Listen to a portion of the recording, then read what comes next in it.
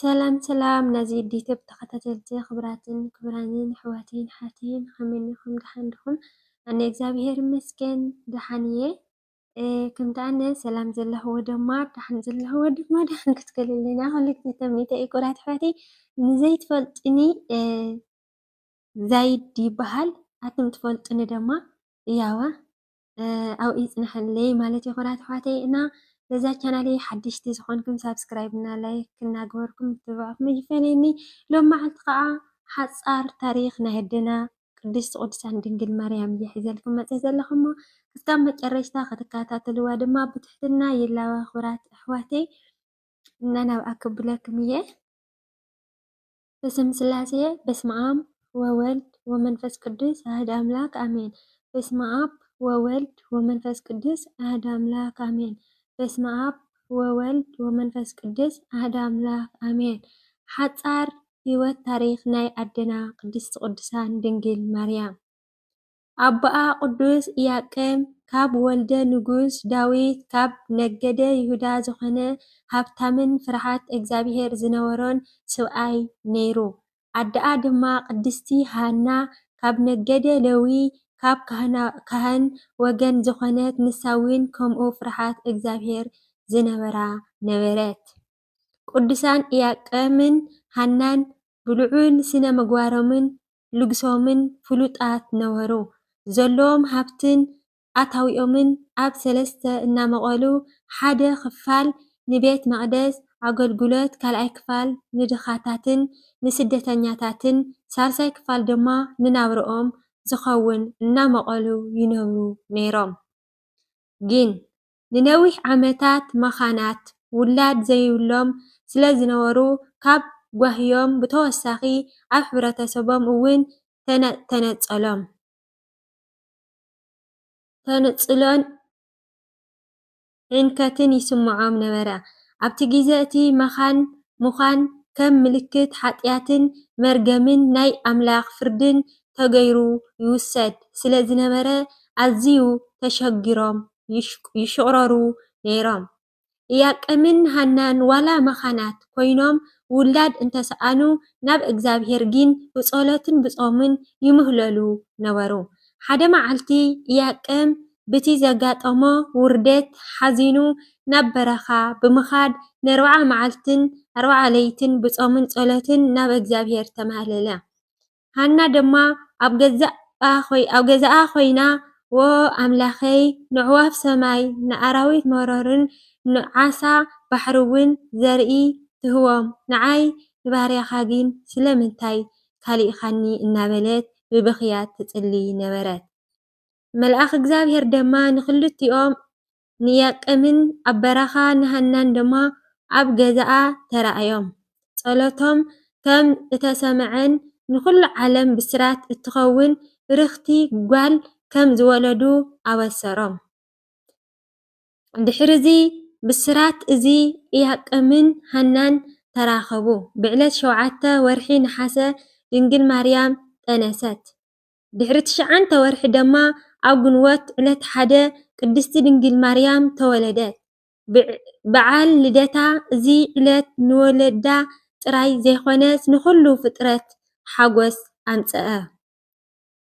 ወለዳ ቅድሚ ምውላዶም እግዚኣብሔር ውላድ እንተሃበና ንኣገልግሎት ቤተ መቕደስ ክንወፍዮ ኢና ኢሎም ተማፃዊዖም ስለ ዝነበሩ ቅድስቲ ድንግል ማርያም ዕድመኣ 3 ዓመት ምስ መለአ ናብ ቤተ መቕደስ የሩሳሌም ወሰድዋ።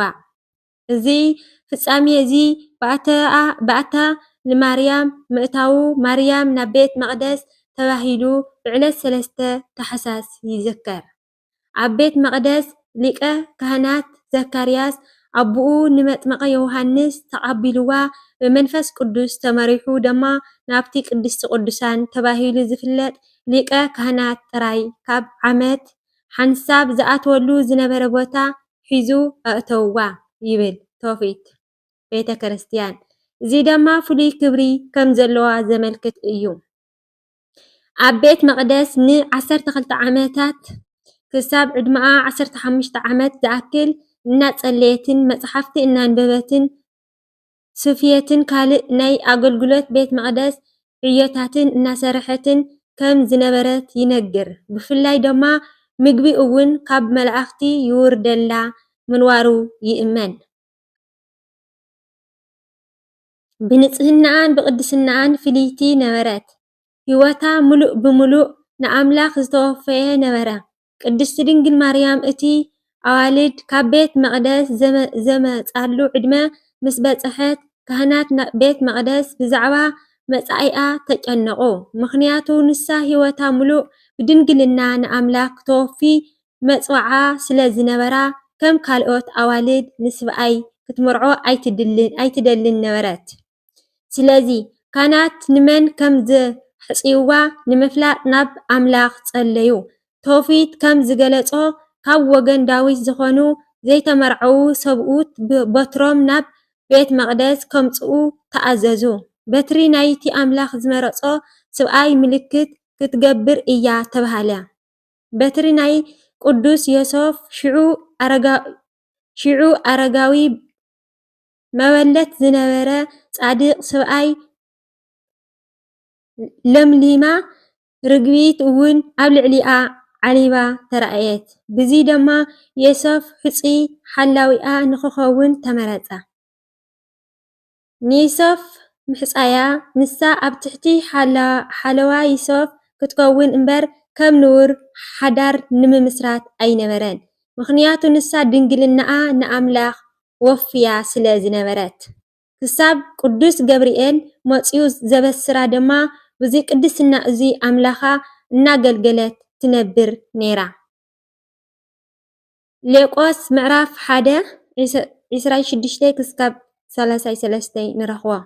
መልአክ ገብርኤል ናዝሬት ናብ እትበሃል ከተማ ገሊላ ካብ ዓልየት ዳዊት ዝኾነ ዮሴፍ ንዝበሃል ሰብ ናብ ዝተሓጽየት ናብ ሓንቲ ድንግል ካብ እግዚአብሔር ተለኣኸ።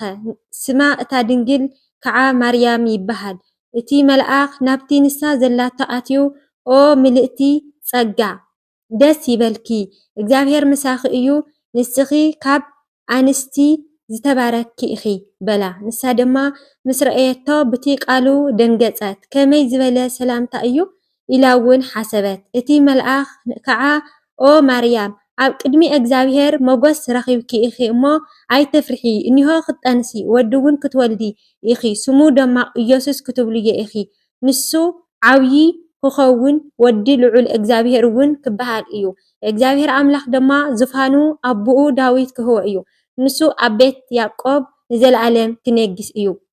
ንመንግስቱ እውን መወዳእታ የብሉን በላ። ናይ ኣደና ቅድስቲ ቅዱሳን በረከታን ኣማላድነታን ጸሎታን ምስ ኩላትና ህዝቢ ክርስቲያን ይኹን። ወስብሐት ለእግዚአብሔር ወለወላዲቱ ድንግል ወለመስቀሉ ክቡር ኣሜን። ክቡራትን ክቡራንን ክሳብ ዝሕዚ ሰዓት ጽን ኢልኩም ስለ ዝሰማዕኹምኒ ኣብ ትገብርዎ ጾምን ጸሎትን እግዚአብሔር ኣምላኽ ጽን ኢሉ ይስማዕኹም። ክቡራት ኣሕዋተይ ዝነጥበ ብዝጎደለ ብኣፍን ትጉሃን መላእኽትን ይተኣረመለይ። ነዛ ቻናለይ እውን ብድጋሚ ሓደሽቲ ዝኾንኩም ሳብስክራይብ እና ላይክ እናገበርኩም እዛ ታሪክ እዚኣ ናድና ቅድስቲ ቅዱሳን ድንግል ማርያም እውን ተተመቻትኩም ናብ ኩሉ ላይክ እና ሸር እናገበርኩም ሸር ግበርዎ። ክቡራት ኣሕዋተይ ከምዚ ንበለ ናይ ቅዱስ ቃል ክትሰምዕ ከለኻ ክንዲ ምንታይ መንፈስካ ይሕደስ። ክቡራትን ክቡራንን ስለዚ ክስካዕ እዛ ሕዚ ሰዓት ጽን ኢልኩም ስለ ዝሰማዕኹምኒ ብጣዕሚ እየ ለመስግን። እግዚአብሔር ያኽብረለይ።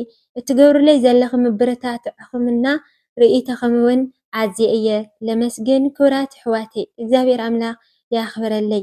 እንኳዕ ኣብፅሕና ኣብፅሐኩም ብድጋሜ ለደና ቅድስቲ ቅዱሳን ድንግል ማርያም ኣብ ክክ ዘለናዮ ሰላምን ቅሳነትን ምስ ኩላትና ህዝቢ ክርስቲያን ይኹን ክቡራት ኣሕዋተይ። ስለዚ ብካልእ ትሕዝቶ ክሳብ ዝመፀኩም ከዓ ንዛ ቻናለይ ሓደሽቲ ዝኾንኩም ብላይክ እና ብሳብስክራይብ እናእተኹም ምትብባዕኹም ኣይፈለኒ።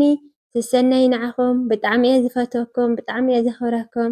ያወ ከም ኢልኩም እውን ቀጽልሎ ክቡራት ኣሕዋተይ ክስካብ ብካልእ ትሕዝቶ ክስካብ ዝመፀኩም ማለት እዩ።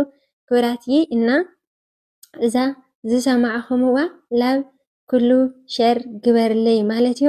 ክቡራት ኣሕዋተይ ጽቡቕ መዓልቲ ይኹነልኩም ኣብ ክክ ዘለኹምዎ ብኣና ወገን እውን ከምዚ ትሪእዎ ዘለኹም ጽቡቕ እናሕለፍና ኢና ነጊርና ማለት እዩ። ያው ፍራትዬ ብካልእ ትሕዝቶ ክሳብ ዝመፀኩም ድማ ይመችኹም። ንዛ ቻናለይ ሳብስክራይብ እና ላይክ ኮሜንት ሸር ብምግባር ቤተሰብ ኩኑ።